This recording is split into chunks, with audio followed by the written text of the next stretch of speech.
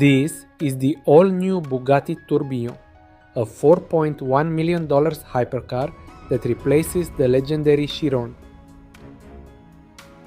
The new hypercar is powered by an 8.3-liter V16 naturally aspirated Cosworth engine and 3 electric motors, providing a total output of 1,800 horsepower.